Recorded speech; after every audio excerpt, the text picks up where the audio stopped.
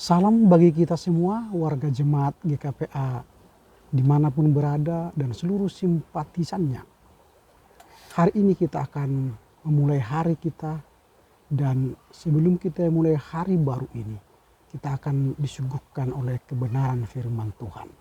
Sebelum kita merenungkannya, kita bersatu dalam doa.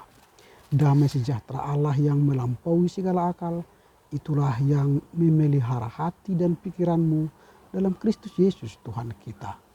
Amin.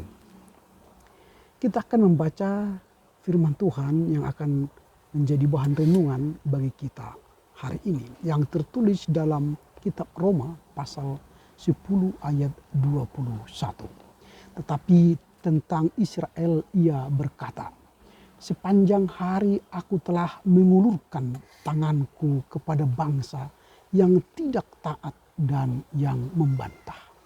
Sepanjang hari aku telah mengulurkan tanganku kepada bangsa yang tidak taat dan yang membantah. Demikian firman Tuhan. Yang berbahagia ialah mereka yang mendengar serta memelihara kebenaran firman Tuhan.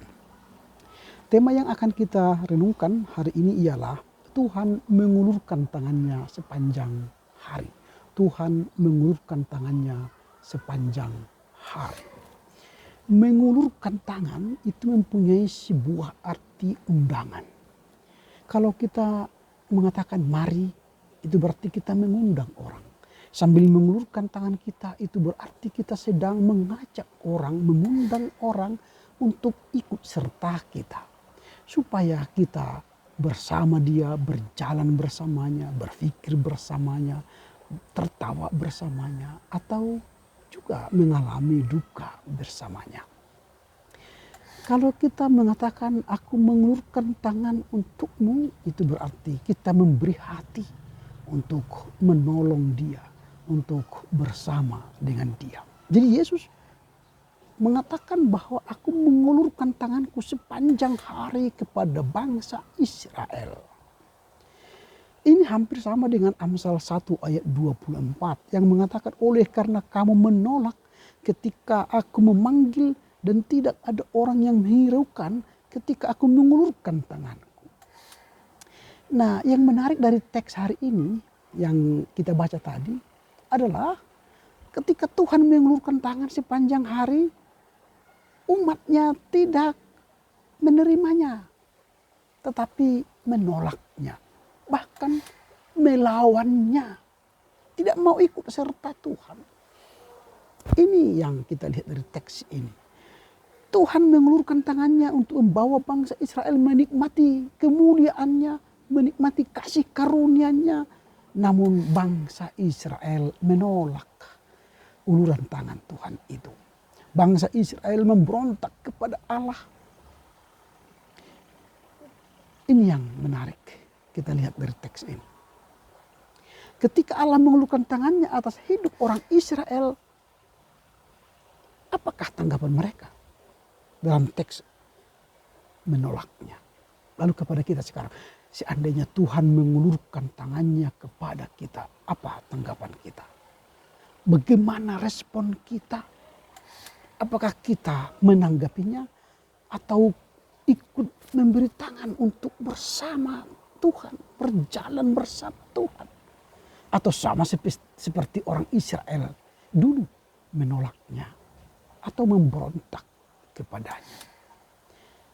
Di zaman sekarang banyak orang yang tidak hanya menolak Tuhan, tapi mendepak Tuhan atau mendepak Kristus secara perlahan-lahan dan menggesernya dengan kemajuan teknologi.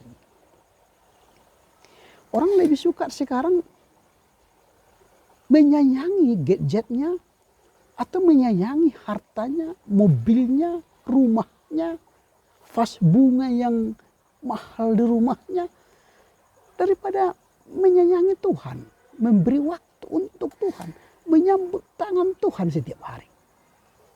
Dia bangun tidur langsung menyeka vas bunganya yang mahal. Bangun tidur langsung menyambut handphonenya, membaca berita-berita. Bukannya membaca firman Tuhan. Padahal ketika kita bangun tidur, Tuhan menyambut kita selamat datang.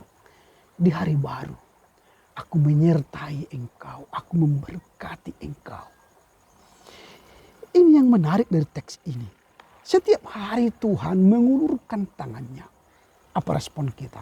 Apakah kita menolaknya atau menyambut tangan Tuhan itu untuk berjalan bersama kita? Nah, hari ini kita membaca bahwa sepanjang hari Yesus mengulurkan tangan kepada bangsa Israel, tetapi orang Israel tidak taat dan membantahnya. Akibatnya apa? Akibatnya ialah ketika umat Israel tidak menerima uluran tangan Tuhan, maka Tuhan membuka diri kepada bangsa lain, membuka diri kepada umat lain di luar orang Israel. Itu sebab kita sekarang umat yang secara fisik jasmani bukan umat Israel menjadi umat Allah. Umat Israel yang menjadi umat pilihan telah disambut Tuhan, mereka menolak. Lalu umat Tuhan lainnya atau umat lainnya yang di luar umat pilihan itu menjadi milik Tuhan. Karena Tuhan membuka diri kepada mereka. Dan Tuhan menyambut bangsa-bangsa yang tidak taat dulu, yang sama sekali belum menyembah Tuhan. Tuhan membuka diri kepada mereka dan mereka pun diselamatkan. Karena apa? Karena umat yang dulu tidak menyembah Tuhan memberi diri menerima undangan Tuhan, uluran tangan Tuhan itu. Itu makanya umat-umat di luar orang Israel, orang Batak, orang Jawa, orang Eropa, orang Manado itu menjadi umat pilihan Tuhan, umat Tuhan yang diselamatkan. Ini yang menarik dari teks ini. Ketika mereka tidak menerima respon Tuhan itu, maka Tuhan membuka diri untuk menyelamatkan umat lain. Apakah Paulus mengatakan umat Tuhan itu ditolak atau Tuhan tidak menerima umat Israel? Tidak, sesekali tidak.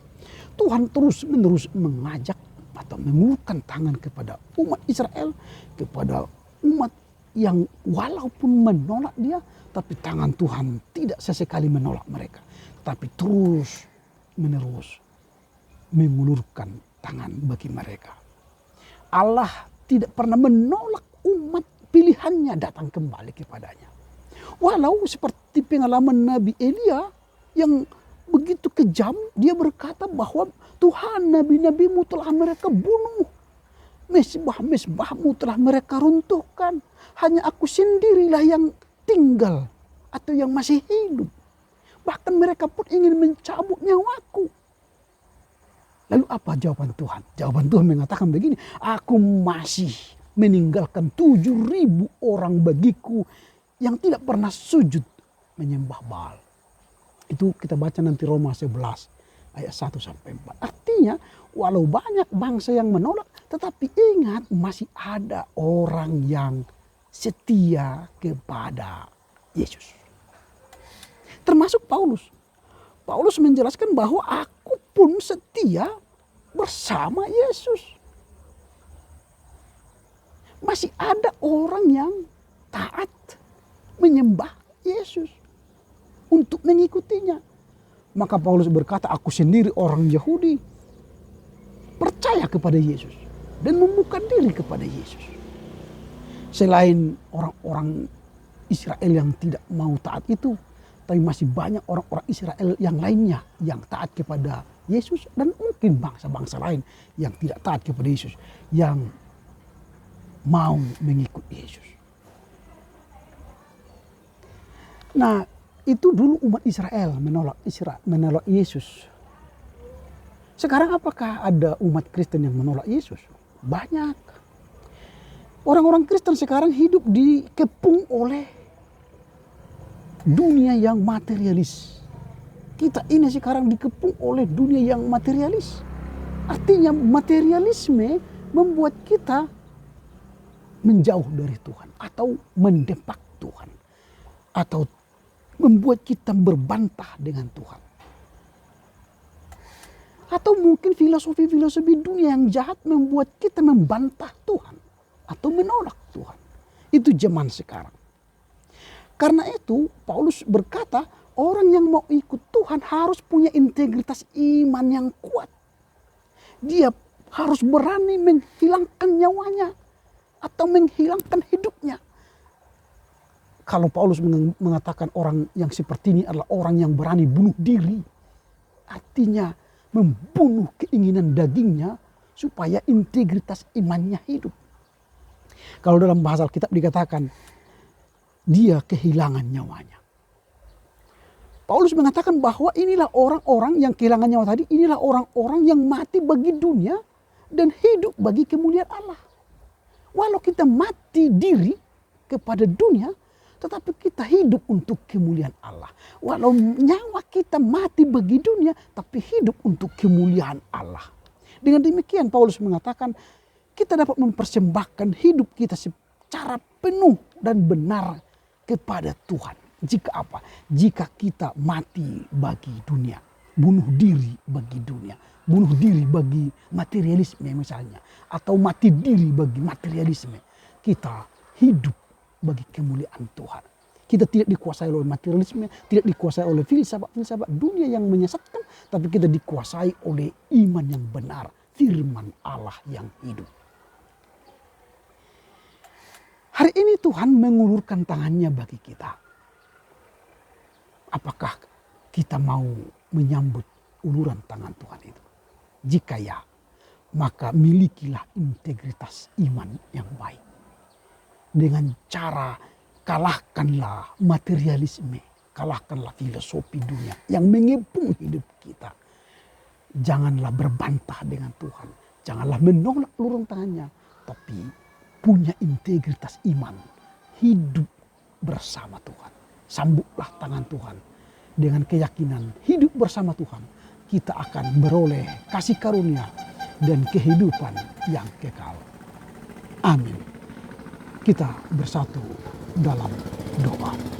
Terpujilah Engkau Bapa, karena Engkau mengajarkan bahwa setiap hari Engkau mengulurkan tangan bagi kami. Ajar kami untuk terus mau mengikut Engkau dan menyambut undangan-Mu, supaya kami hidup bersama Tuhan, punya integritas iman, melawan hidup yang mengepung kami, materialisme dan filsafat dunia. Kami mati bagi dunia materialisme, mati bagi filsafat dunia yang menyesatkan, tapi kami punya iman yang hidup, yaitu bersama Yesus. Terpujilah Engkau Bapa, kekal sampai selama-lamanya di dalam Yesus Kristus. Amin. Selamat berkarya untuk Tuhan, jaga kesehatan, dan hidup yang bahagia. Horas, horas, horas.